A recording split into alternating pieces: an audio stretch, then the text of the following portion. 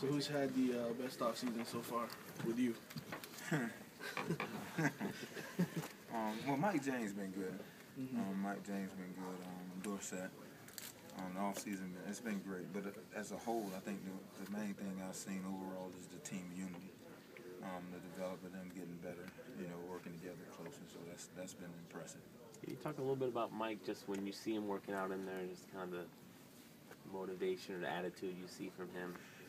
Well, I see him implementing the things in the foundation that Coach preaches, and that's the main thing, which is smarter, tougher, more discipline, and better conditioning. He's all of that, and his numbers show that. I mean, his numbers went up, and his steady's going up since he's been here, and he does everything we ask him. Seems like he takes a lot of pride in that. Did you just kind of sense that? Yes, no, he's a well-driven young man, and also been a great leader for what we're looking for. Being tough and very driven. His mother and father did a great job with him, and it showed. Have you ever had a running back like that pound for pound strength, toughness, all that? You asked me that question about running back. Have I had? No, we have had in the past. We have had some great ones. Portis, was a worker. Willis McGay, he comes to mind. I mean, we had some guys that worked hard. And he fought like Andreu James. I hate to miss him. There's a lot of guys we had that works, but Mike's fitting that pedigree as far as the work ethic and everything that we're asking for, which is good to see. What's this 40-10? Is a 40-10 thing you guys have going on? Is that what it's called? Yes, it's a goal as a team goal for our strength. Because last year at this time, beginning of spring, we was 11 guys that did over 20 on 225 tests, and we had none over 30. The 40-10, 40 being 20 guys over 40 doing 225. And then we also looking at having 10, which is over 30. So you're looking for guys that are doing 225 over 20 reps and the 40 range.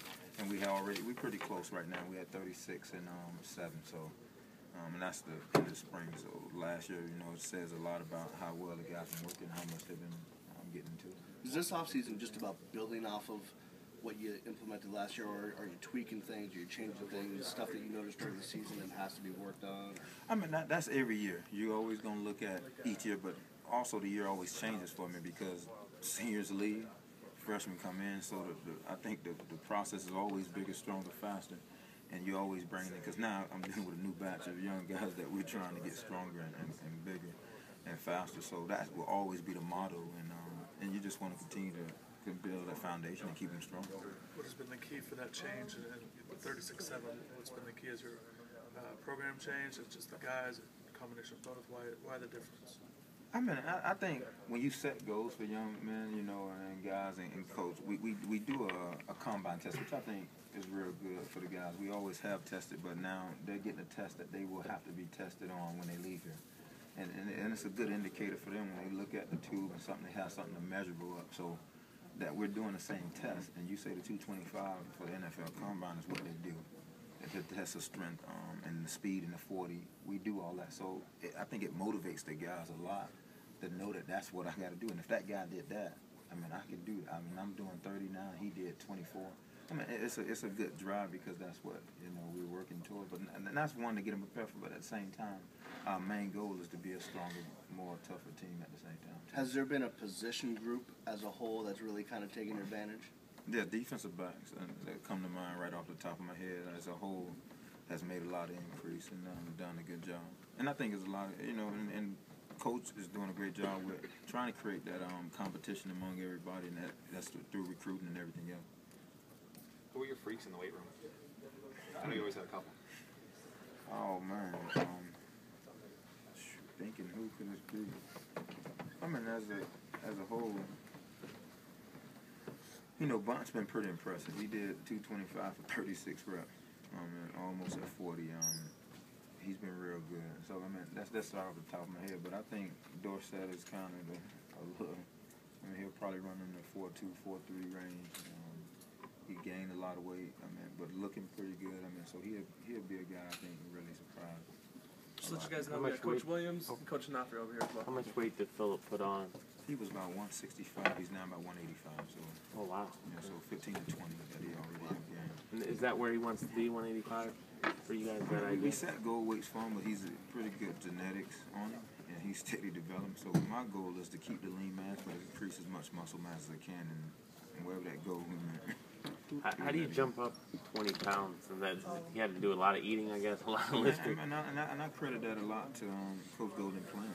I mean, at the beginning of the year, I mean not at the beginning of the year, but each time they get up, we try to get at least 12 to 1,500 calories in their system. So they got breakfast, mandatory breakfast early to start off. And I think with the guys eating that and then coming throughout the day, I think it's a great start adjacent to them probably sleeping in and coming to work out, and some of them haven't eaten until lunch if they depending on what time their class is. So I mean I think that's a great idea. What happens if somebody's late to a Swasey workout? It depends on what time of year it is. Like it's, I mean I think the pressure got to be there. You got to keep constant pressure, and they know that there's consequences for everything. I think in life, and that's I think is very important. With Steven, missing a lot of spring because of the back, how did you work with him just to keep his arms strong and keep his his feet strong, his legs strong, all that stuff? I mean, the thing, Steven already had a pretty good foundation, prior, and I think the training room and them getting him back did a great job of bringing him back in. But I think the key is just, bringing him along slowly because he already have a base. Steven always had a strong arm and always can run. It was pretty strong overall. The worst thing I can do is backside. So I don't need to be in a rush. I need to bring him along, according to what he can. And right now, he's doing real good. So, have you ever had a quarterback coming back from a back injury? I mean, just sort of in the past, and what you did to sort of get them ready for the season? I mean, the only guy that come close never had a back injury. I mean, but had some symptoms was Dorsey. People probably wouldn't have known that, but he's kind of done with ball now, so I can say it. But he had an issue, but we just worked around it, through all that time, and I don't think it hindered him. We still did as much as we can and worked through it. So I think, just listening to the doctors and being smart in the weight room, and it'll work out. Which year was that, you remember, with Dorsey? I mean, he had symptoms that they said, he could have some issues of having a back issue, but the one thing what I didn't want to do was get him injured in the weight room. Let's make sure we be precautioned and know that there's a potential chance for him having an injury. So we got it on monitor that.